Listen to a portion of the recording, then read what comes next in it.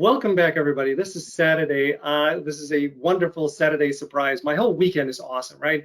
It's Super Bowl weekend. Tomorrow I'm going to watch Super Bowl. Today I get a chance to talk to Lane Edwards, who I've enjoyed on Hallmark, on Netflix. You know and love him. Welcome to the program, Lane. Thanks for having me. Oh, it's my pleasure. The only thing about timing is that Postables, I love you and miss you. We haven't talked for a little while. Postables know that I create a design for every one of our Postables guests. So you and I decided that we're having this done today. So I didn't have time, to have anything already pre-designed on the cup. Here's Eric's cup. We did do a design. I got it done. It's here. I'm just gonna show it to everybody on the computer. So usually with the design, it's the initials, right? So Lane Edwards. So there Oh, it is. wow. Oh, I Lane love that.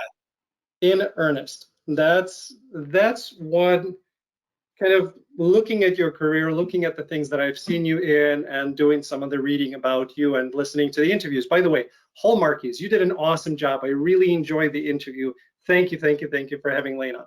Well, they're Um, they're a very easy group to talk to. We had a lot of fun. That was a ton of laughs. I'm waiting for you to have, to go to Salt Lake and hang out at the Olive Garden, The which Olive I Garden. love Olive Garden. I know Yeah. you guys don't treat it as the Italian food. I love Olive Garden, and my favorite soup ever Yeah. in any of the places that I've ever been to is zuppa Toscana. It's my Yeah. favorite soup. Yeah. I don't care. I go to Olive Garden drive-through just so I can get that soup. Olive Garden has a drive-through. It does. Well, it's Oh not a God. drive-through. Okay. All right. To be fair, it's not a drive-through, but now everything you have the ability to pick up, and you have the Right, ability. takeout. You go Yeah. and get takeout. So I got it's you. I takeout. got you. Yeah. How do they Um, do bottomless soup and bread now? That must be tricky. Do they still do that at Olive Garden? they might, but I haven't actually been to an Olive Garden location eating there for at least a couple of years for sure. Yeah. Yeah. But anytime I go, and yeah, I have a 17-year-old daughter who orders me around and says, "Hey, Dad, can you go and pick up some sushi?" Anytime she tells me to go pick up sushi, I run because it gives me a chance to swing by Olive Garden and pick up soup on the way. Make an extra stop. Oh, brother. Yeah. Anyway. That's great. So I guess you haven't made it to Salt Lake City yet, but I hope you will soon. Yeah, I'd love to. Hallmarkies, Postables, I love you guys. Okay, so the first time that I saw you was in Signed, Sealed, Delivered, Mhm. playing Michael in Dark of Night, I think is the episode, if I'm not mistaken. Yeah. And I thought it was a very powerful and emotional journey, and I really, really enjoyed it. I'm going to come back to it in a second. I want to spend some time Sure. on it. And the next time I see you is again in Postables in a completely different character 3 years later. And as an actor, I'm thinking, wait a second. So I know that, in Chicago, I live in Chicago. So we have all of our Chicago shows, right? So you have the Chicago Fire, you have Chicago PD, you have the, Chicago Med, Empire. And it's being drilled into us of be careful what you're going in there for, because once you're a part of that universe, you're not going to be able to go into the other ones. And Yeah. here I'm seeing you. The only difference is you don't have a beard. So is that the Hallmark thing? 3 years pass, we'll get you back in there. I don't know. That was a funny one because the uh, the guy who was originally cast to play Lester ended up booking. I want to say he ended up booking some live theater, or he ended up for whatever reason not being able to fulfill the Okay. role. Yeah. And so when I went in to do the cast read through as a reader, just as a reader, Martha kind of pulled me aside before the cast read through and said, "Listen, this episode's a little unique. We've got this character that you're going to be reading for today, and it's really important that you put everything you can into him." And I'm going, "Okay, well, this is interesting. I still haven't even looked at the script." Yeah. And so I said, "Okay, of course, Martha. Let me just say first of all about Martha, and I've said it so many times that it's probably become nauseating, but uh, we deal with a million Hallmark scripts and work on lots of scripts that aren't always as fulfilling, and the writing isn't always as rich as some of the other stuff that we do. That is not the case with Martha.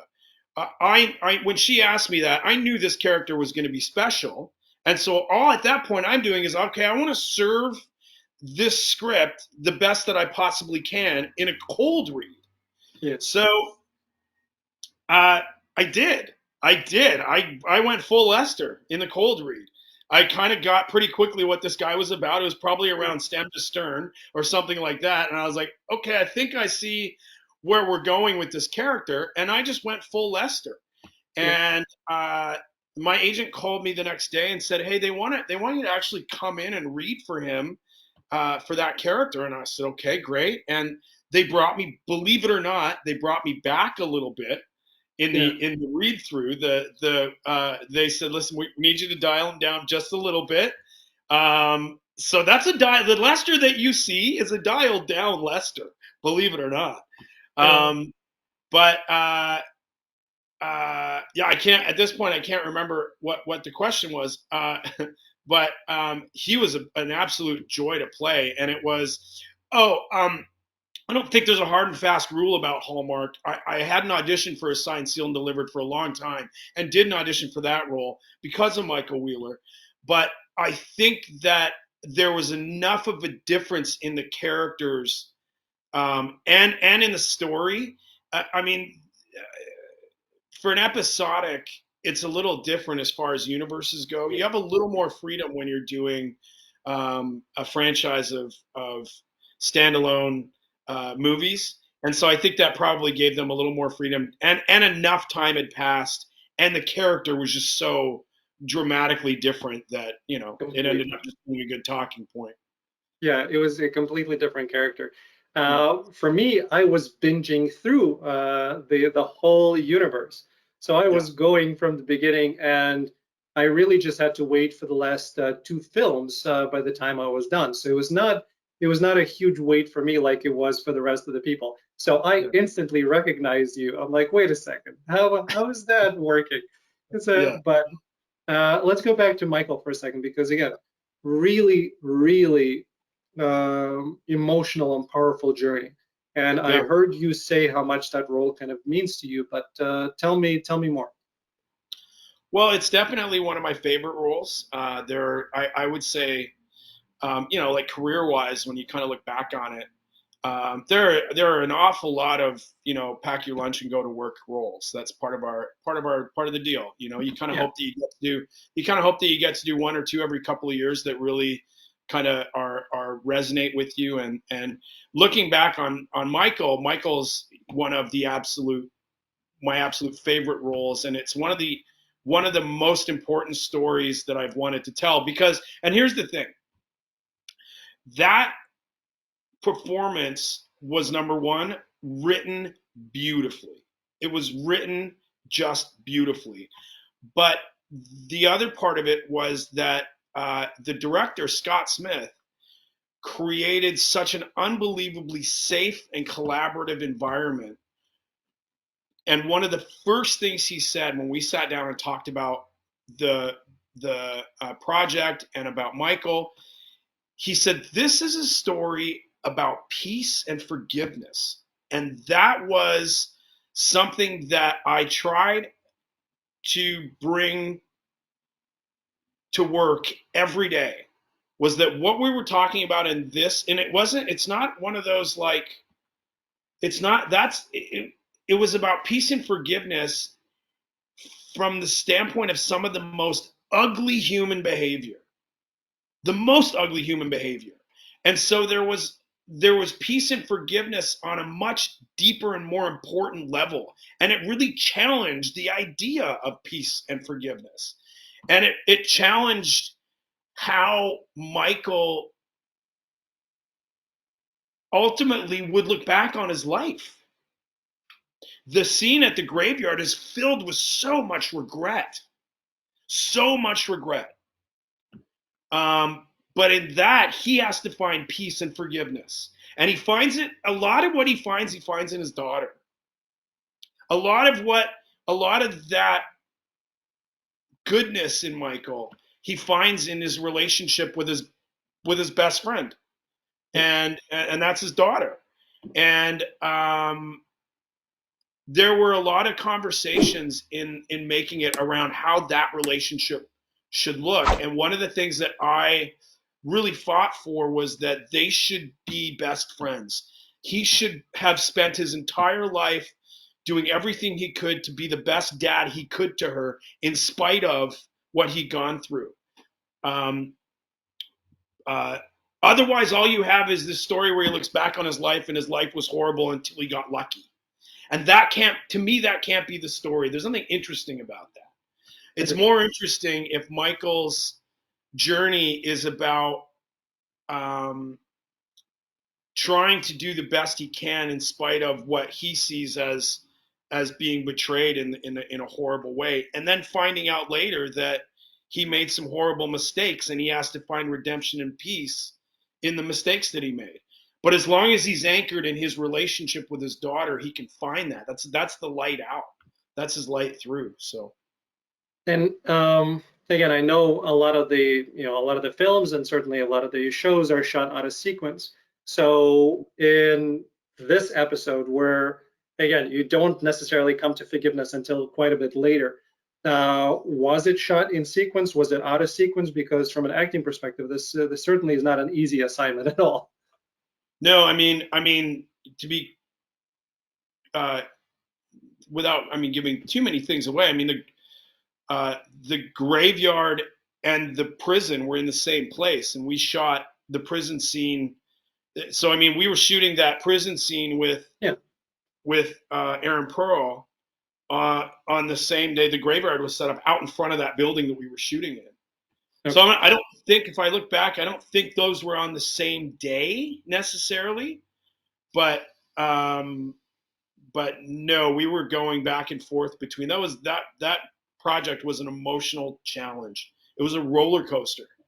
And that, again, like, I just think back to even going from, and you could probably relate to this, going from scene to scene and being given the time to prep for those heavy scenes, and being given this, and that was Scott just saying, hey, wait, guys, I need to stop. I'm going to need, and you know how important time is. Time is money on a film set. And me saying, guys, I need 15 minutes alone to be able to get myself prepared for this next scene. And it was just given every time. Yes, go, take your time.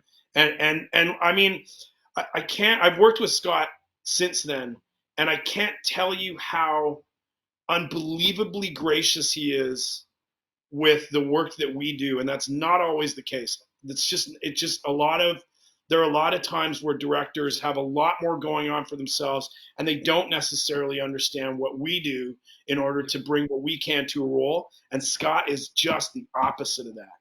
He's so gracious. He's so collaborative.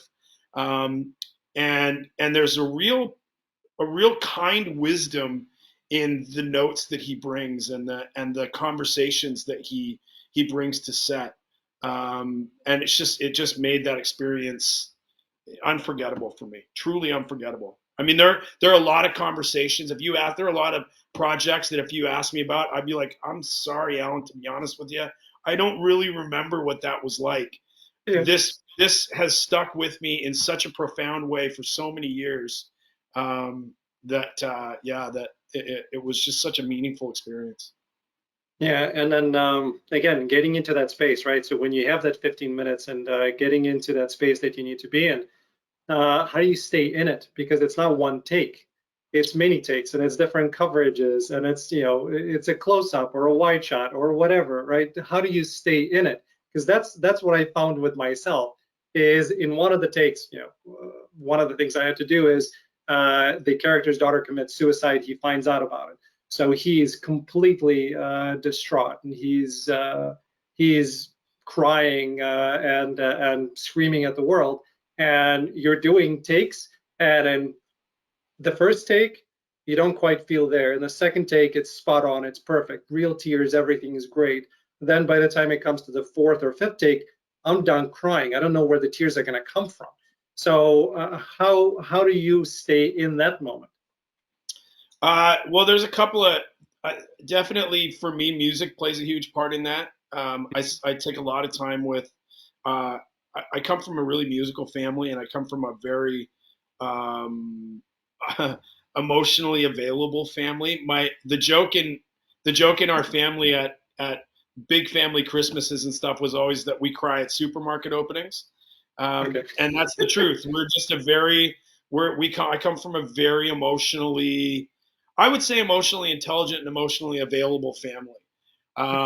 And so, but also a family that was very connected with music.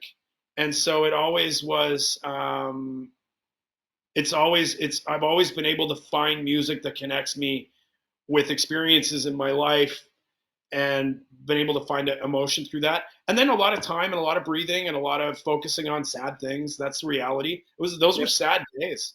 There were a lot of sad days. There's no two ways about it. That was the kind of material that required me feeling a certain way for it because it was real and I felt like the story was important and there's a cost to that.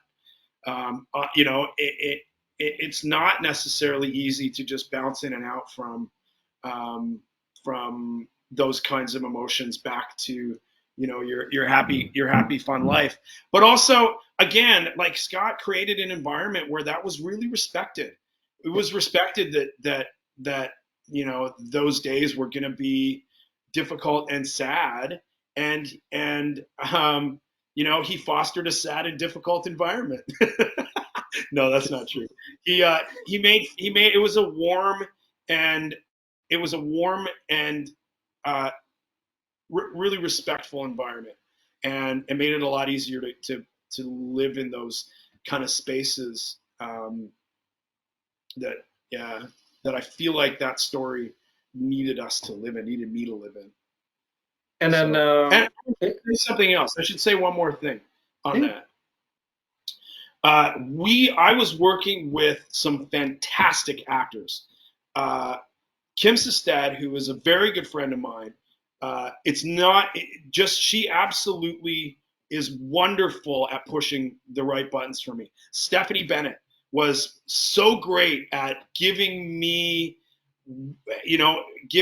this perfect kind of daughter who was just always kind of a little bit weirded out by her weirdly emotional dad, and it just made it so easy. It made it so much easier. And of course, Aaron Pearl in the prison scene was phenomenal, just phenomenal. So that there weren't any relationships on that set that took me out of anything that I was feeling, which is huge. it is. And then because I know it's certainly not a one-day thing, so it takes a while to shoot those episodes. How did you go home? Were you able to take some of that or all of that emotion off and recharge, or just stay in it for the week?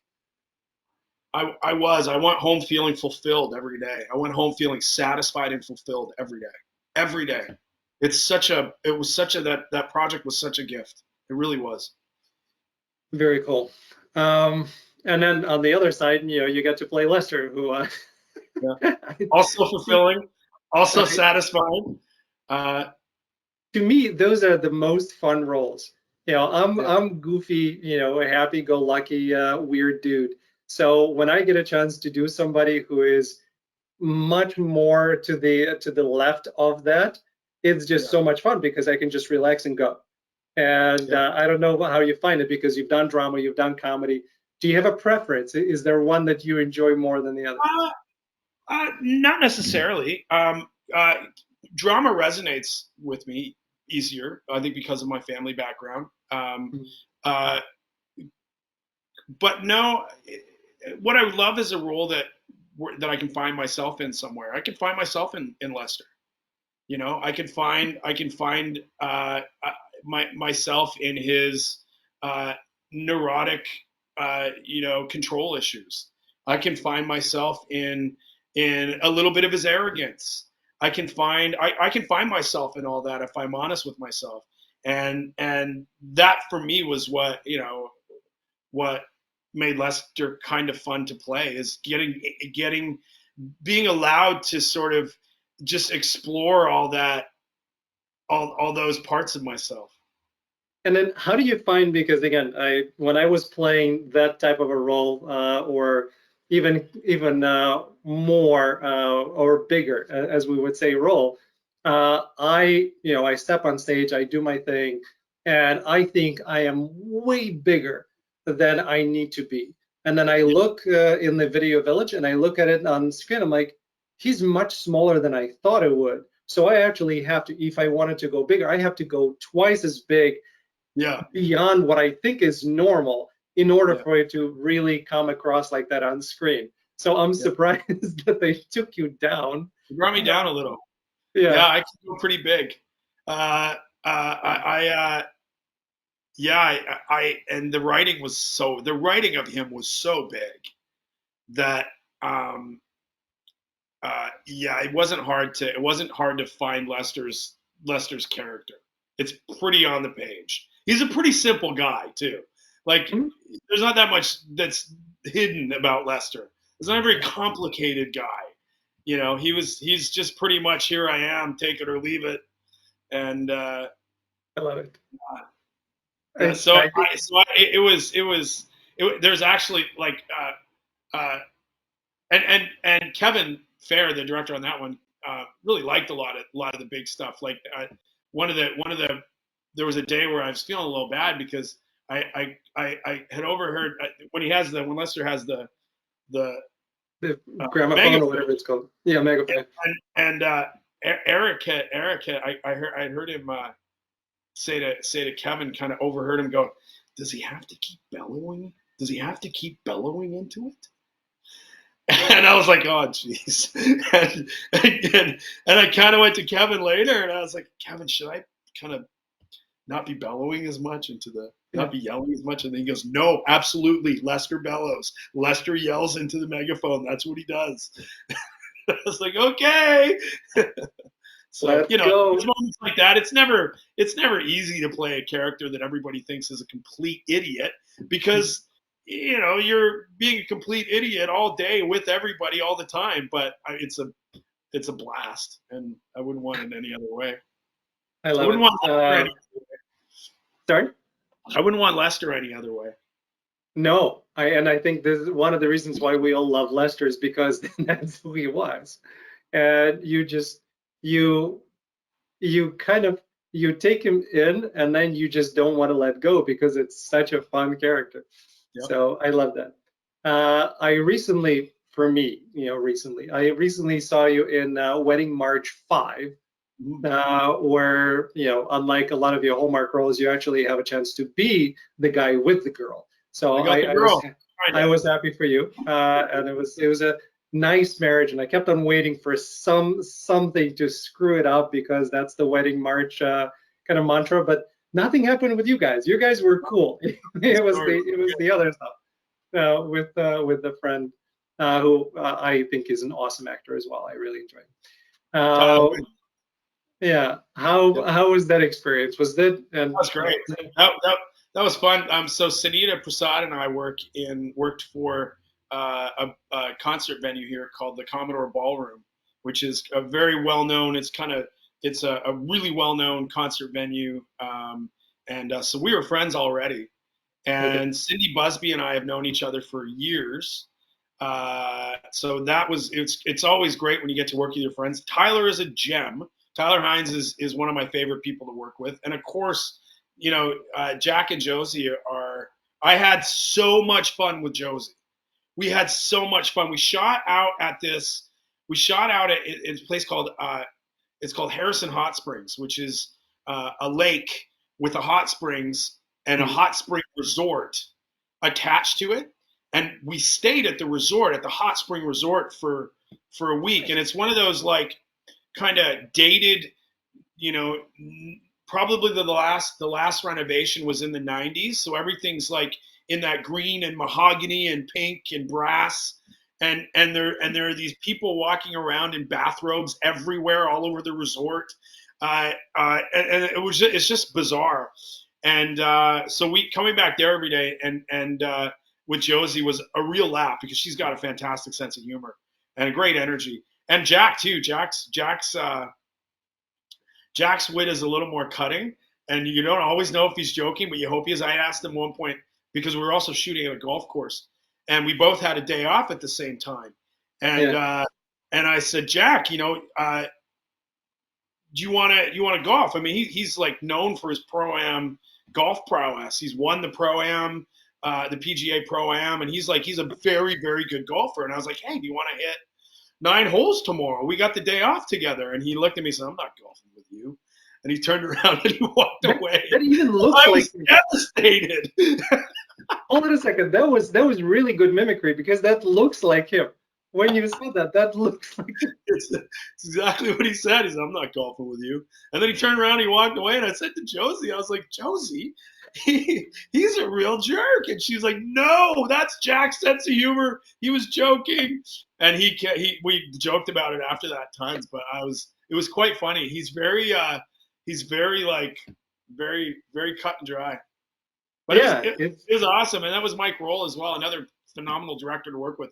Mike Roll actually has a background.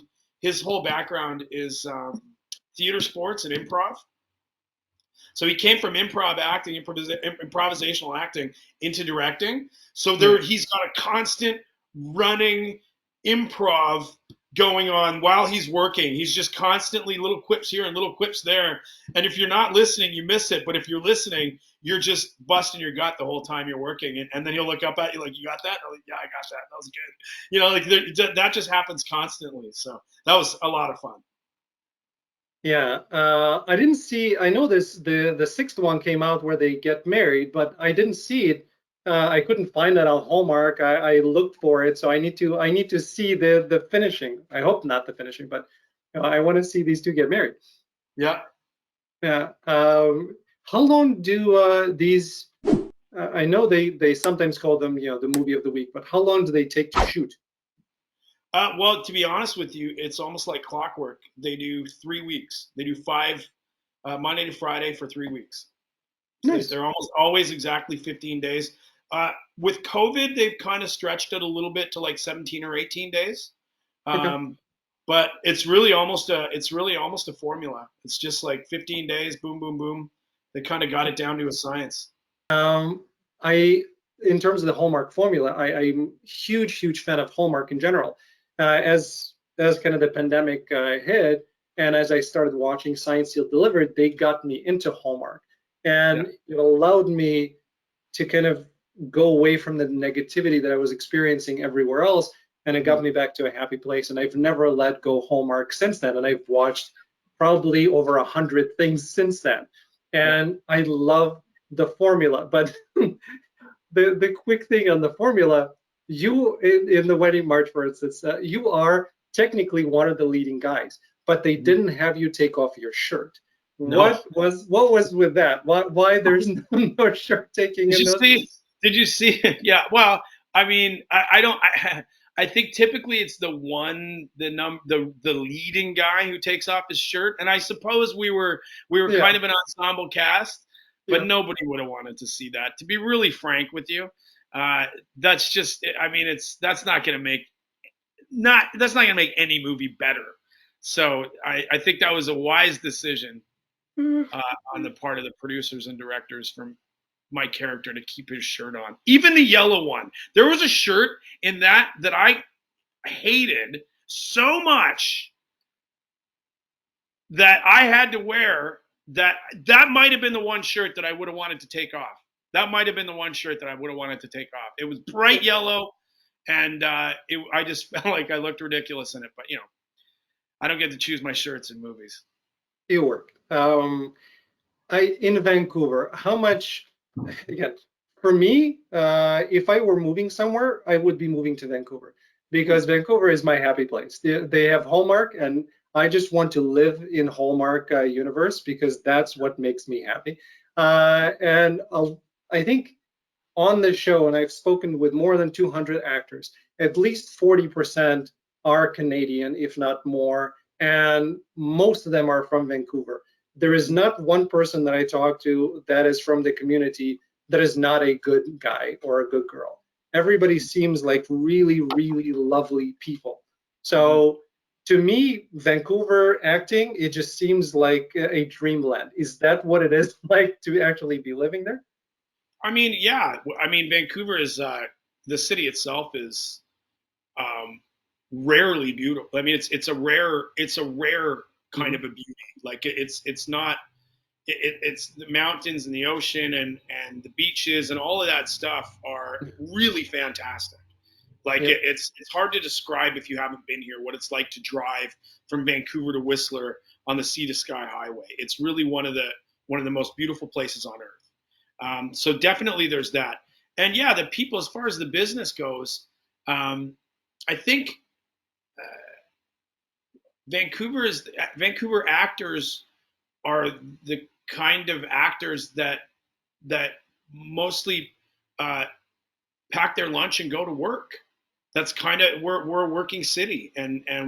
we're in a film sense we're what we call a service town. You know, you're right. You're right. There aren't a lot of us that end up being sort of the ones and twos on a Hallmark call list. There's a Yeah. few, but most of us end up being threes, fours, five, sixes, and those are lunchbox jobs. Those are bread and butter kind of jobs. And so with that, I think comes a little bit of humility. I hope, but I also think we're Canadian. It's true. Let's be honest, right? I mean, we're kind of known for being nice people. Um, but yeah, there definitely is that kind of Canadian sensibility. But I will say about Chicago, so I lived in New York for a few years, and New York was my favorite city in the world for a long time Yeah. until I went to Chicago and met people from Chicago and Chicagoans, Chicagoites. I don't know what you call them, but the people of Chicago are the Yeah. nicest people I've ever met. I mean, really, truly kind. They have that same New York gregariousness, but without the cynicism. They're Yeah. just so friendly and fun and great senses of humor, and the city is beautiful. On the lake down there, your waterfront is just gorgeous. It's Yeah. unbelievable. I love Chicago. And I've had a chance to visit a lot of places around the world, and Chicago has more of the things that I love than any other place that I've seen. Yeah. It's a terrific, terrific city. Our weather, if it was a little bit better, I would be happier with it. But other than that, I think it's pretty perfect. Yeah. Well, you know what? Everybody complains about the weather everywhere they go. People see sunny days like we have today in Vancouver and think, "Oh my, must be the best place in the world to live." But let me tell you, it rains for months and months and months here, like relentlessly. Yeah, and that's the one thing. And I've been to Vancouver once, and I agree with you. It's a gorgeous city. And in the 2 days that we were there, it rained and then the sun came out. And then it was a complete night and day in terms of how the city came alive. The only suggestion that I would have for Vancouver is knowing that you have so much rain, why are all of your downtown buildings gray? They need to be different colors. You need to spruce it up. That way, it's going to liven things up when it's raining all the time. Yeah, that's a good call. I Yeah, will. I noted. I will make a phone call to our city planners, and please. we'll get to work on that. Sounds good. I'm glad that I was able to contribute in some way to one of my favorite cities. I want to talk about your brother for a second because your brother is in the industry, your sister is in the industry. Your brother, unfortunately, I cannot say is in Good Witch because Good Witch ended, and now we don't know if it's going to come back. I hope it does. He has a really fun role, and I really enjoyed it. Was there any chance of you? Did you audition for Good Witch? Did you try to get on in any kind of roles? At least I don't think I saw you there. If I missed you, I'm sorry. But Well, did you? they shoot Goodwitch in Toronto, and I know, but there's, I mean, it's an interesting thing for me, my brother and I. It would be almost impossible for us to work together without our characters being brothers, because we look. I You mean, look alike. it's unmistakable. We look so much alike, Right. and it's impossible for somebody not to look at us and go, "Is that Lane Edwards or Randall Edwards?" And Yeah. so we have to be brothers. Roles have to be written for us. Okay. So we haven't ever been able to work together and have. I'm trying to think if we. Oh, you know what? The only thing we've both done is The Killing. I did a role in The Killing, and he played a cop a little later on in the series. So I think that's the only thing that we've done, and they were far enough apart that it didn't really matter. So But you yeah, decided to. I'm sorry for interrupting. I was making a stupid joke. I was saying that you decided to split up Canada. All right, Randall, you get Toronto. I'll stay in Vancouver. What does your sister get? the city is not big enough for both of us. Yeah. Our sister is for whatever reason able to rise above our mire, and it doesn't matter where she lives. She's actually found herself in Toronto again, which gets her into. She loves comedy, and so that gets her closer to a better sort of culture of comedy. But my sister's a stand-up comic and plays a lot of comedic roles. So it kind of makes a lot of sense for her to be out there. Yeah. So her and her partner moved there last year. Very cool. And let's talk about Virgin River, because I actually, not only is there a lot of actors that, cross over. Alexandra was in Hallmark. She's in Virgin River. There is a lot of crossover of the actors because it's shot in Canada between that series and the Hallmark movies that I enjoy. But what it's a bit different in terms of the kind of the feel of it. Actually, in some ways, it's similar to Good Witch. I found that as I was watching the two pretty closely together. But how was your experience on Virgin River? Oh, wonderful! Really nice people. A lot of laughs between takes. My character is kind of Sheriff Duncan's a bit. He says things like when he walks into the bar and the bartender puts a piece of pie down, he goes, "Oh, that's my kryptonite," and then he sits down and eats it. Or he says things like that. He's kind of like that folksy kind of town sheriff who probably doesn't do a great job of keeping the town safe, but he does just a good enough job that he still has it. But yeah, I mean, so that he's an easy character to play. He's fun to play. They're really great people to work with, and I think, to me, I look at Virgin River as a few years ago. I think it was Chesapeake Shores.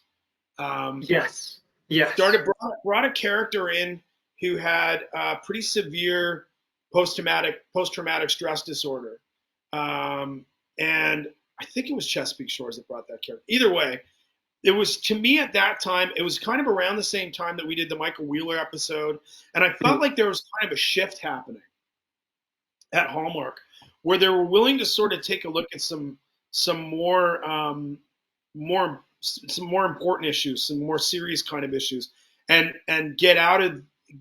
challenge themselves and push themselves a little bit out of the happy escape zone, which you were talking about earlier, which I love. I grew up watching Hallmark type of TV. I grew up with a family who every Thursday or whatever night we sat down and we watched Family Ties, and we watched Give Me a Break, and we watched all of those feel good family shows. And one of the biggest ones for me was Little House on the Prairie. And that was Little House on the Prairie was a huge part of my childhood and of our family's life.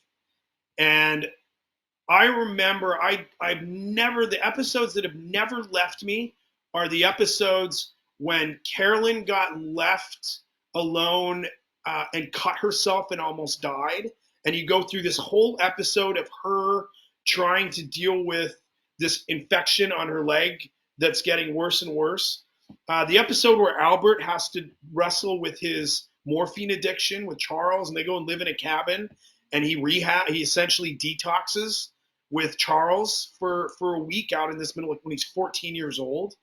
The episode where the whole town is getting sick, is getting some kind of a pandemic, and they find out that it's because the local cornmeal shack has been infiltrated by rats, has had a bunch of rats. So I guess what I'm saying is that show's really easy to look back on and say, oh, it was just all about feel good and all those kinds of things. But they Yeah. used that to examine issues and create conversations in our family about things that we had nothing else in our lives that were pointing us towards those kinds of conversations, addiction, and those kinds of issues. You know, the alcoholism and the family ties episode with Tom Hanks, and you know, those kinds of issues are worth examining for families, and it's worth creating those kinds of conversations. And Mhm. I've seen Hallmark start to kind of shift a little bit towards dealing with that kind of material, and even more so with kind of the new leadership that they have, and starting to have create conversations in families that are a little bit uncomfortable I and are agree. a little bit hard to have, and but that are important to have. And I think Virgin River for Netflix was just kind of took that a little further. Yeah. You know, they've kind of taken a show like Chesapeake Shores and gone, well, we aren't necessarily confined by the formula, Yep. and so why don't we kind of break a few more boundaries? And I like that. It's important to me to push boundaries in a way that's, you know, safe and meaningful. And I think Virgin River does that a little bit. So I agree with you. The one thing that I've noticed with Hallmark, and again, I love Hallmark, but Hallmark, there are some things that you're doing that I don't agree with. For instance, the last season of Chesapeake Shores or the last season of Good Witch, they suddenly you felt the shift of we just need to add more drama. We're going to add more drama just for the sake of drama because we think drama is what's going to drive the ratings, and we're going to add drama. So we're going to add drama, and then we're going to add a person in a wheelchair rolling down the boulevard just because we want to say that we have a person in a wheelchair. And then we're going to have black people. And for whatever reason, we decided that the black people that we have on the show, for the most part, are going to be in trouble. They're good people, but they're in trouble. Like, really, get off of this stupidity.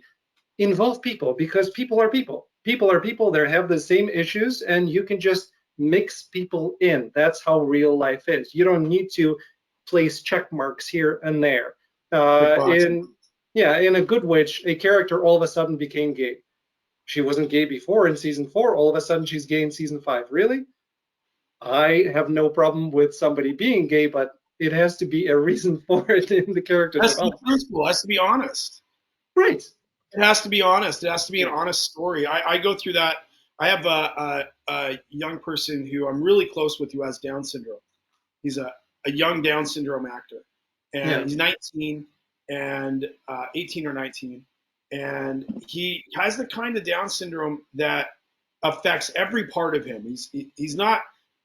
There are different kinds of Down syndrome. One of the kinds of Down syndrome is almost like it almost sort of you wouldn't necessarily know unless you talk to a person that they had Down syndrome. And there's the Hmm. other kind of Down syndrome that most people are familiar with that they used to call mongoloid or something like that. And it's the kind of Down syndrome that's immediately recognizable. It affects every cell of his body, and it's that's the kind of Down syndrome that he has.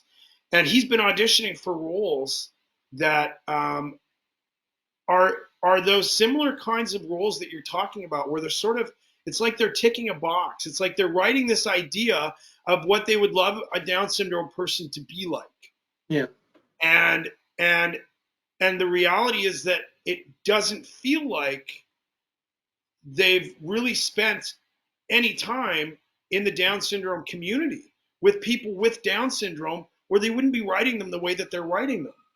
And Agree. it's frustrating because they're asking him and his family to audition for these roles and read these roles, and they don't make sense to him.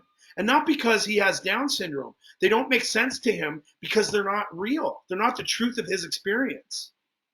And and and it's frustrating because it's what happens to me. It's what maybe I'm just a bit too cynical about it, but it's what happens when people tick boxes because they feel like it's time to tick boxes, because they feel like they have to tick boxes instead of taking the opportunity to tell a meaningful story or create a meaningful character.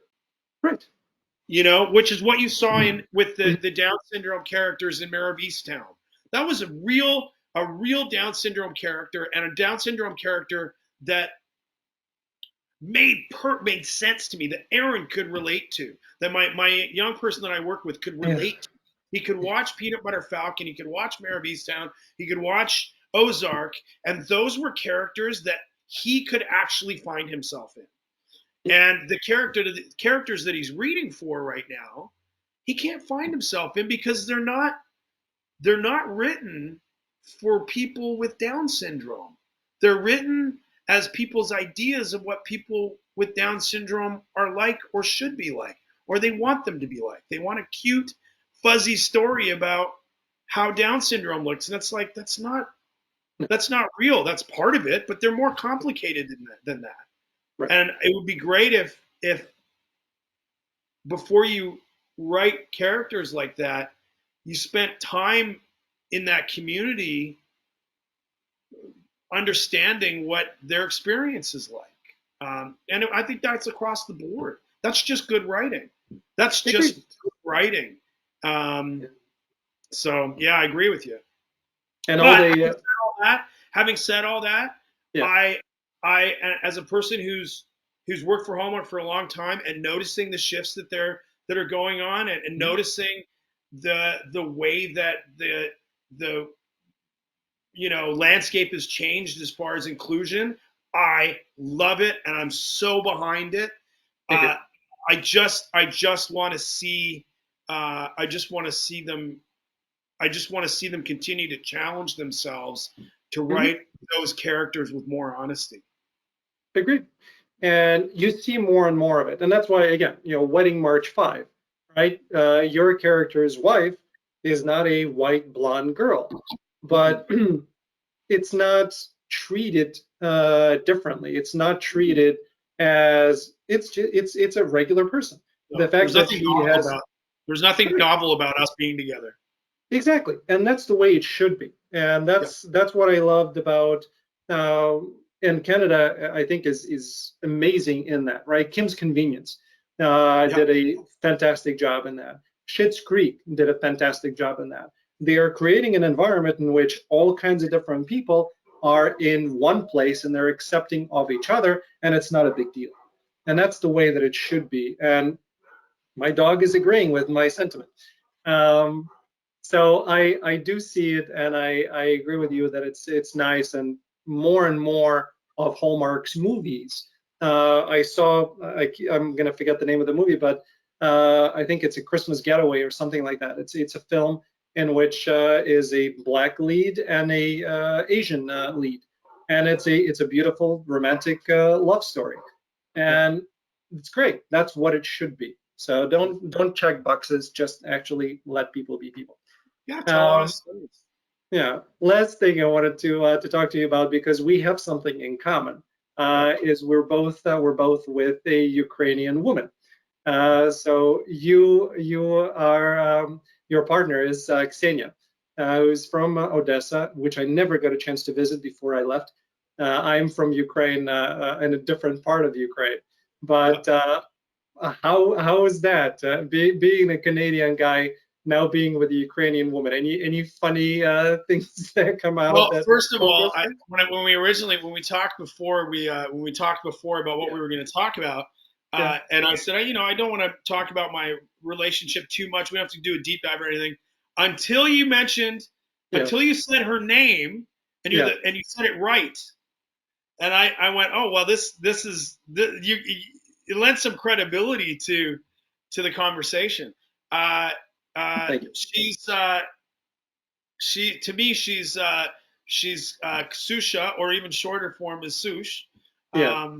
But I've been really lucky to experience a partner who has brought all of her European sensibility to our relationship, all of her Ukrainian sensibility to our relationship, but also who Odessa is known as. It's kind of the land of comedy. It's known for its history and comedy. April Fool's Day is a citywide holiday with a parade, and it's a big day for them. And so she has really brought a fantastic sense of humor to our family and our relationship. And when I say our family, I mean our dog. Yeah. And so, you know, I mean, I'm lucky, a lucky person to be able to have the partnership that I have with her. Have you tried learning any of the language? Tiny bit, a tiny bit. I'm so bad. Her mom was here recently, and she really grilled me over it. Yeah. She went hard. She went Yeah. hard in the paint on that one. And Russian's such a hard language to learn. They speak Russian in their family. They don't speak Ukrainian. And Yeah. Russian's such a difficult language to learn if you're not immersed in it. Yeah. So it's very like spasiba, niet, da. That's about it. Paka paka when we say goodbye when we're Yeah. FaceTiming. That's about Yeah. it. Yeah. So I'm Listen, embarrassed to say it's been so little. no, don't be embarrassed. Russian is a difficult language, and for me, this is my native language, and it seems easy, but I understand how difficult it is with a number of extra letters that we're adding to the alphabet and all the pronunciations and everything else being weird. And so, were you born in? And it's a completely different looking alphabet. Anyways, were you born in Ukraine, or were you born in? Yeah, in I was born in States? Ukraine on the eastern side. It's a city called Kharkov in Russian, or Kharkiv in Ukrainian. And when I was there, Russian was the native language. So, Russian, and we learn Ukrainian in school. And, I spoke Ukrainian, I could read Ukrainian, I had to write in Ukrainian, but it wasn't a language that I was really utilizing very often. And then I left in '89. And then a few years later, everything changed. And my wife, who's actually from the same city in Ukraine, she said that the school, like the grade behind her, everything was already in Ukrainian. So they had to do everything in Ukrainian, and it kind of made that shift. For me, Ukrainian was kind of that secondary foreign language, like English. You learn it in school and you use it to a certain extent. Anyway, last thing, and I find this humorous, and you don't need to respond to it, but in doing my research on you, there's a bunch of stuff on the internet of who you are, when you were born, blah blah blah, and they're talking about net worth, and they put a net worth that made me think, okay, I know a little bit about acting. I'm not sure that that's quite accurate, but just so you know, and so your family knows, your net worth is 12 million. I know. Somebody sent that to me. The young guy that I coach sent that to me. He thinks I'm rich. Mm-hmm. So congratulations. He thinks I'm rich, and I'm like, dude, I don't know who put that up there, but yes, the Hallmark channel has been very, very good to me. Perfect. Well, Lane, thank you so much for coming on. I really, really appreciate it. Say hi to say привет to Senya for me, and it's a pleasure talking to you. It was a pleasure talking to you too, Alan. Thanks so much for having me. And hi, Postables. Hello, and if Hallmark is when he's done with you in Salt Lake City, Lane, if you're shooting in Chicago, there is plenty of Olive Gardens around here as well. Oh man, if you see a role that you think I might be good for out there, send it my way. I would love to work in Chicago. Okay, I'll see what I can do on my end. So you talk to the city planner of Vancouver, I'll talk to people in Chicago. You got it. Thanks, Alan. Take care. Yeah, and thanks everybody for tuning in into another episode of Let's Dive In. Postables, I love you. We're going to talk on Facebook and on Twitter. See you later, everybody. Bye.